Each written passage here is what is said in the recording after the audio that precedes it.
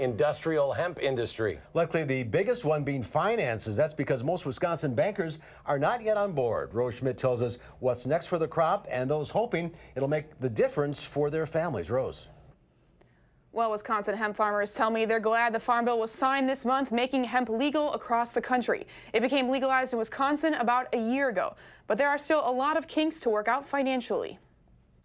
As far as loans for crop, that is non-existent at the moment. The hemp industry is still very fresh in Wisconsin, so new that there are still many unanswered questions. How long does it take to get the seed? How long does it take to grow to get to market? What happens during that process? Mike Semen from the Wisconsin Bankers Association says his organization recently polled their bank members and discovered 83% are not ready to actively help provide loans for hemp. And I think the bankers are active but cautious. That's not surprising to Mark Hubbard, who planted 35 acres of hemp this year at his farm in Monroe. We can get loans for tractors, buildings, structures, things, tangible assets. But not for the crop itself. So where does the financial support come from? Money that is brought out of our pockets, our personal money and investment into this industry and this idea. And for a large-scale operation, we've spent over $300,000 this year. We've got some assets for equipment. Mark is hoping bankers will soon understand the value of this crop. Give farmers the opportunity to increase their income for their families and save their farms in some instances. Mike says with time, that will likely happen. We want to make sure that we understand the market, we understand what the farmers' expectations are. His tips for farmers who do plan on applying for those loans: give as much information as possible. Things like revenue expectation, collateral, what other types of revenue streams those farmers might have at this point. Those are all factors that might come into play. And hopefully with more information will come some more answers to those questions. The Wisconsin Bankers Association has about 230 members total. The survey shows about 40 banks are ready to actively help provide loans for hemp, but the rest of their members say not quite yet. All right, Rose Schmidt reporting live for us. Thank you. The mother of the 15-year-old Reedsburg boy who died during a 40-day fast in September has pleaded guilty. Tidalaya Omosebi pleaded guilty to felony child neglect causing death today in Dane County Court. Kinhady Omosebi reported his son's death back in September. Police found the boy extremely emaciated, as well as an 11-year-old in similar conditions, but was still alive. Tidalaya was responsive, but also emaciated. She refused medical treatment because of religious reasons. She was following her husband's directives by participating in this fast, thinking that it was for a religious reason. That was misguided. That was a huge mistake that she regrets, but there was no malice. She didn't think ahead of time that, that this was going to cause the harm that it did. And she is scheduled to be sentenced in April. A third person has been arrested in connection with the shooting at a Madison strip club that injured 4 people. Madison police say 42-year-old Deshaun Robert from Milwaukee was booked into the Dane County Jail yesterday on tentative charges of first-degree reckless injury and possession with intent to sell heroin. Robert, along with Spencer Jackson and Cole Foster, are involved in the shooting that happened earlier this month. Police say Robert has been receiving treatment for injuries he sustained in the shooting. Officers say they were sent to the club shortly after midnight on December 9th to respond to a large fight happening there. Police say they believe Foster fired a gun inside Visions. He was then arrested. Detectives believe that Jackson showed a gun during the disturbance but did not fire the weapon. Police arrived to find 3 men and 1 woman with gunshot wounds. Officers say a 5th person sustained a knife injury but did not require hospitalization. A Janesville woman was arrested after police found a man early this morning with a steak knife sticking out of his face. Janesville police responded about 2:35 to Mole Avenue for a report of the man with that knife wound. Police say 46-year-old Maria Johnson directed officers to the man. Johnson and the victim both said Maria caused the knife to be stuck in the man's face, but both said it was an accident. The man was taken to a hospital where the knife was removed. Johnson arrested on a tentative charge of second-degree reckless injury, domestic violence. A Sun Prairie family is asking for any help they can get after their home caught on fire the day after Christmas. Now, fire officials still don't know the cause of the fire. Jamie Perez joins us now with more details. Jamie? That's right. Well, this family lost a lot of what was inside their home on top of all of the Christmas presents that they had unwrapped the day before. Jonathan Williams and his kids were inside of the home when the fire started. Jonathan managed to get everyone out safely as one of his 5 kids was outside calling 911. He tells me that he was renting the home, but unfortunately there was no renter's insurance. Not only did he lose all personal items, but he and his wife both ran their businesses out of that home. Jonathan running a snow removal business and his wife had a jewelry business. Right now, Jonathan is still trying to process all that happened. I don't even think I processed it yet. I don't know how to describe it. You know, it's like you don't have somewhere to go to. You know, we were in that house for 5 years, so built a life there. And right now they are staying at his wife's brother's home in Marshall until they can get everything sorted out. Jonathan said this adds more financial hardships as one of his daughters has a lot of medical issues already, like diabetes, and she just had a kidney transplant as well, the kidney that she actually received from Jonathan himself. Now, they do have a GoFundMe page set up if you would like to help Jonathan and his family. There is a link on our website at channel3000.com. It sounds like they need the help. Yeah, they do. Jamie, thank you. All right, let's get a look at your first alert weather. Chief Meteorologist Gary Canalti joining us on the weather patio. Gary? Yeah, standing in the rain. It's raining lightly here in the backyard. The wind is also blowing, though, but temperatures are very mild. Let's start out by taking a look at winter weather bulletins for the northern portion of Wisconsin. I got some winter weather advisories there. Winter storm warnings remain in effect north and west of the Twin Cities, and then blizzard warnings are in effect for much of the eastern Dakotas into far western Minnesota. Much of that area has received between 5 and 7 inches of snow. More is on the way, and they're seeing winds up to 50 miles per hour.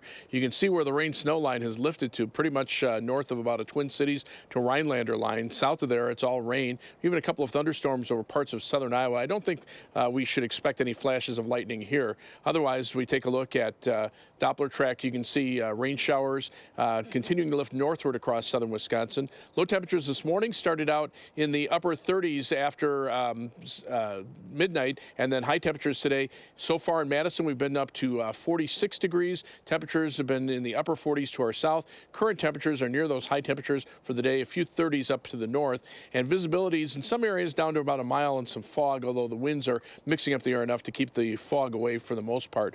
Otherwise, those winds pretty strong in the 15 to 25 mile per hour range. By tomorrow morning, those temperatures will drop off to around 40, and then rain showers will change to light snow by about this time tomorrow as temperatures drop into the lower 30s. I'll tell you how much snow we can expect a little later on in the newscast.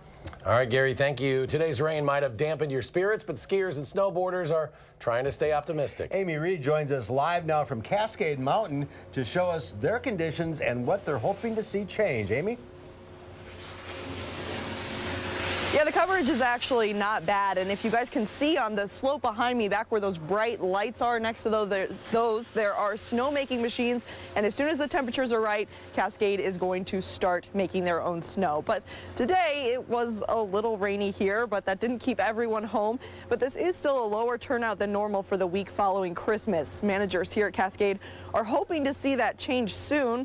These skiers and riders are coasting on about 18 to 36 inches, but with colder weather on the horizon, they should be able to fire up the snowmaking or even get some natural snow here, and that's keeping them optimistic. Obviously, weather in Wisconsin is always variable. You can't ever control it, but, you know, we just kind of take whatever they throw at us and take it in stride. We like to think that we have some of the best snowmaking in the area, and, you know, I think our customers would say the same. Cascade said their best snow comes in January and February, so there's still a lot to look forward to. And with that hope still out there, they said it's kind of hard to tell what impact this will have come the end of the season. Plenty of winter left. Yeah. We'll get some snow. We'll get it. Amy, thank you. It was a big year for Airbnb in the state of Wisconsin. The company says in-state hosts earned more than $41 million. Top counties for hosts included Milwaukee, Dane, Door, even Rock County. Hotel managers say they've also seen growth, but with the change in options, they've had to adapt with what they do to meet today's standards. Think of when I started, you plugged in a hairdryer and a set of curlers. And now when a family checks in, everybody has their own device and possibly two. So you have to increase power, you have to increase Wi-Fi. You know, we're going to free breakfasts now that weren't offered in the past. He says the hotel industry has also seen steady growth in recent years and that hotels still can offer things that Airbnb cannot. Well, after years of planning and 10 months of construction, Fire Station 14 in Madison is now open. Fire officials say they'll now be able to respond to calls in this part of the city in 5 minutes or less. That's a big improvement over the 10 to 15 minutes it took before today. While the request to add an ambulance to the station was denied in the 2019 budget, Assistant Chief Clay Christensen says the fire rigs do have EMS EMS capabilities, and the Common Council did approve adding a paramedic on staff 24/7. The new station also features a sauna that could help prevent cancer. We call it a detoxification sauna. The Cancer Prevention Committee put that on as one of the things that we should be trying out. It's gaining a lot of momentum throughout the United States for firefighters. So this one will have the first one in the city. This is now the largest fire station in the city, in part because it'll also double as a training facility for both new recruits and current firefighters. Right now, Badgers taking on the Miami Hurricanes in the Pinstripe Bowl in New York City. First possession for the Badgers, redshirt sophomore quarterback Jack Cohn hit Kendrick Pryor for a touchdown. Miami then was picked off on the very first play by Wisconsin. Jonathan Taylor took it in from 7 yards out. Miami would answer the field goal. And that's where we are now, 14-3 there in the second quarter. Of course, we'll have more coverage of this game tonight at 10, as always, at channel3000.com. More to come on News 3 at 5. Up next, the lawmakers are now returning to work on day 6 of the partial government shutdown, while they say there are not a lot of hopes that there will be a deal before the new year. And a manhunt underway in California after an officer was fatally shot during a traffic stop. And a huge turnaround today for the Dow. It was down more than 600 early, but finished up more than 260. The NASDAQ added 25. The S&P climbed 21. We'll be right back.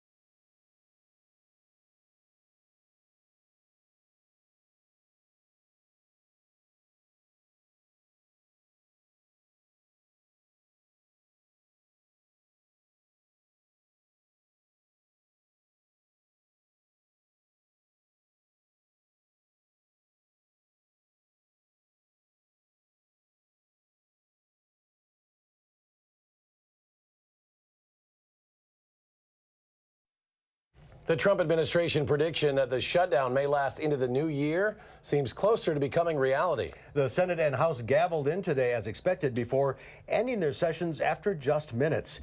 CBS News spoke with Republican Congressman Mark Meadows, who said the two sides are not talking. There's no talk at the principal level. Chuck Schumer and Nancy Pelosi, to my knowledge, are not engaged. If the Republicans don't act before January 3rd, then on January 3rd, Democrats need to bring forward a resolution to fund the government and reopen the government. With no end in sight, some cities are taking matters into their own hands. In Philadelphia, a tourism group is putting up the money to reopen Independence Hall and the Liberty Bell Center this weekend for an estimated 25,000 people hoping to visit the national park site. A manhunt is underway in California for a man accused of fatally shooting an officer at a traffic stop the day after Christmas. Investigators say they've identified the suspect but have not released a name or photo. He is seen in surveillance video shortly before Newman Police Corporal Ronil Singh was shot. A grieving police chief says this was the first time a Newman officer has been killed in the line of duty. He doesn't get to hold that little boy, hug his wife,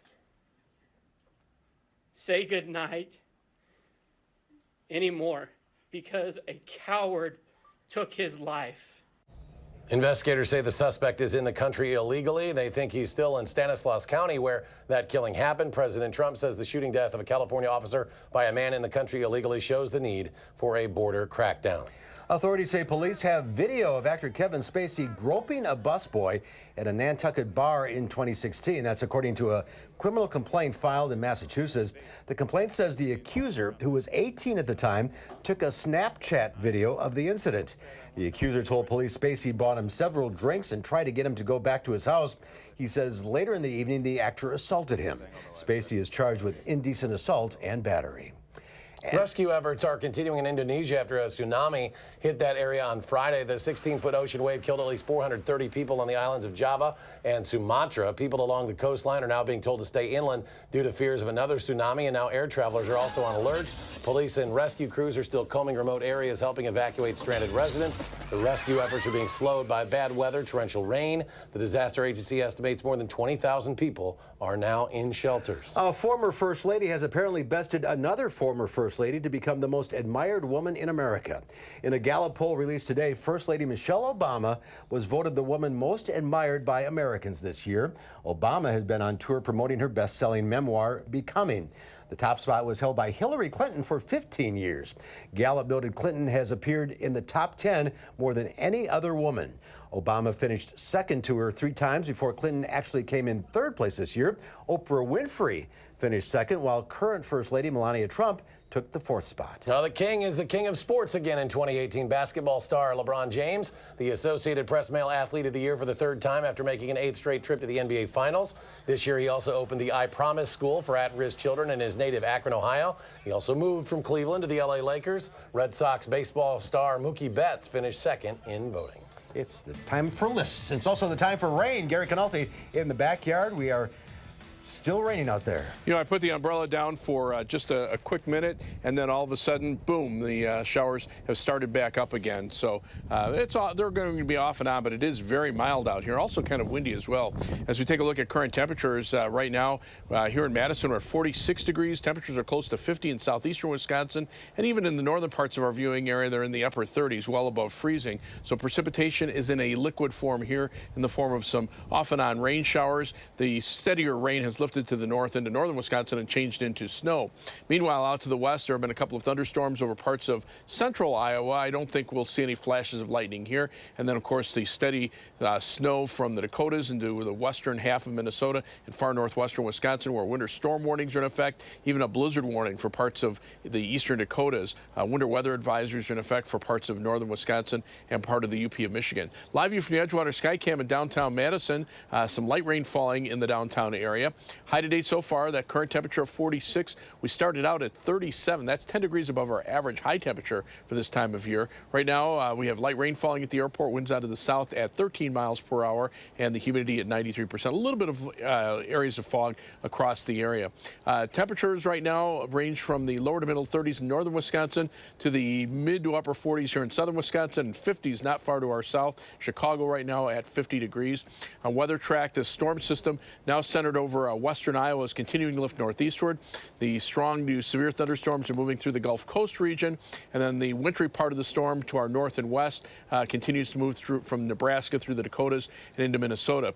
We're on the warm side of the storm, though, with southerly winds keeping those temperatures very mild. On the back side of the storm, you can see how quickly those temperatures drop off into the teens with wind chills below zero. You can see the difference in temperatures. We're up almost 10 degrees in the last 24 hours to the west. Those temperatures have dropped by 20 to 25 degrees. So as the storm system lifts northeastward, we're going to see those temperature drops head in our direction. So by this time tomorrow, we should be looking at rain showers changing over to light snow and flurries. Could see some minor accumulations, and then we'll clear out for Saturday and Sunday.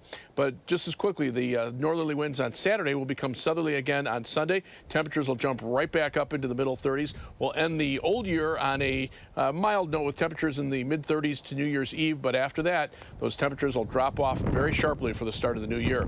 40 for the overnight low temperature. It'll be breezy and very mild with showers, maybe even a little bit of fog at times. And then tomorrow, temperatures not rising much at all, and then falling through the 30s during the day.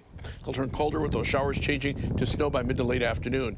On future track, you can see the showers off and on through the overnight hours. And then for tomorrow, we start out around 40. Those temperatures drop through the 30s, and we change over to some light snow or flurries during the afternoon into the evening. By late tomorrow night, skies will actually start to clear out. And then for Saturday, we'll see plenty of sunshine, but temperatures that'll only be in the mid to upper 20s. Snowfall amounts from Friday afternoon into Friday night, generally an inch or less. The heavier amounts probably in the northern parts of our viewing area.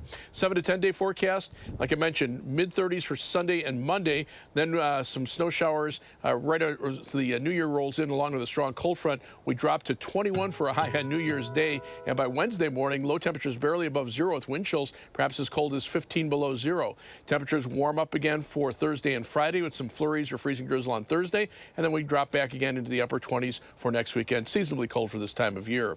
As we take a look at first alert traffic for a couple of days between holidays, things pretty quiet on the Beltline. That's the DOT camera at John Nolan Street. You can see that traffic moving pretty steadily. A few slowdowns southbound on Verona Road from the Beltline. Also a couple of slowdowns on South Stoughton Road from East Washington Avenue to Highway 30. Right now, normal travel time, 17 minutes from University Avenue to the interstate, 16 minutes back in the westbound direction on the Beltline. Heading out of Madison, 27 minutes down to Janesville on I-3990, 18 minutes to Sauk City on US 12, and 16 minutes to Sun Prairie on East Washington Avenue and US 151. That's your first alert traffic. All right, Gary, thank you. Come on in, get dry. That's right. Get in here, Gary. Ahead on News Read 5, before you ring in the new year, we'll have 4 tips on how to avoid unpleasant tax surprises for next year. Stay with us.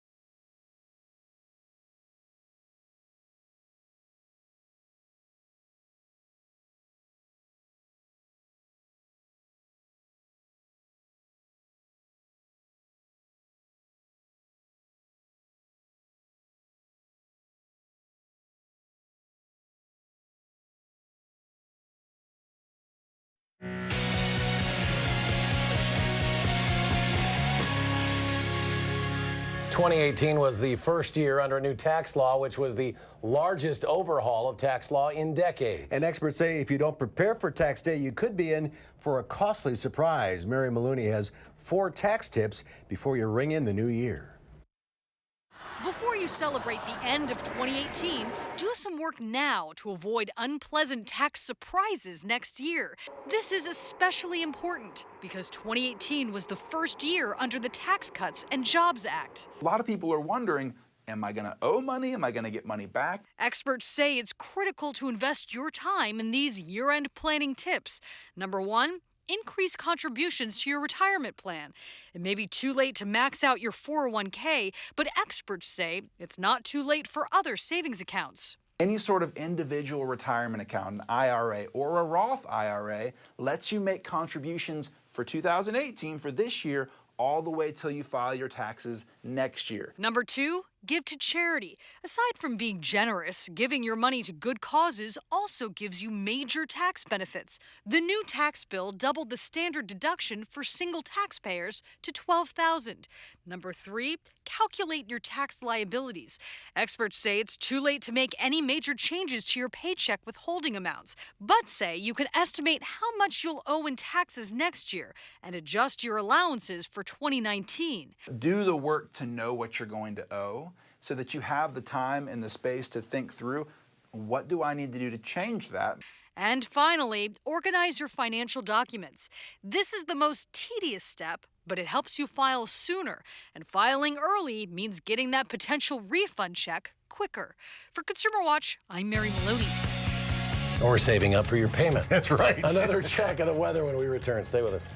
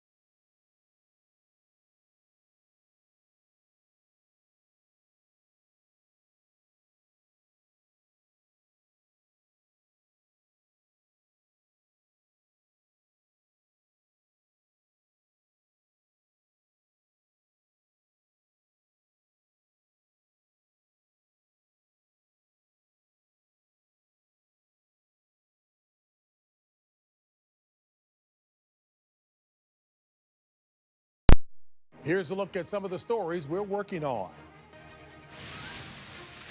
The latest on the manhunt for a gunman who killed a California police officer.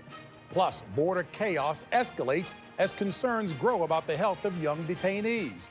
And how an American explorer took on Antarctica and triumphed. Tonight on the CBS Evening News. Finally at 5, a heartwarming father-daughter holiday moment went viral after being posted on Facebook this week. Cal Vaughn wanted to spend Christmas with his daughter, who's a Delta flight attendant. She had to work throughout the holidays, so Vaughn booked himself on all the flights she was working.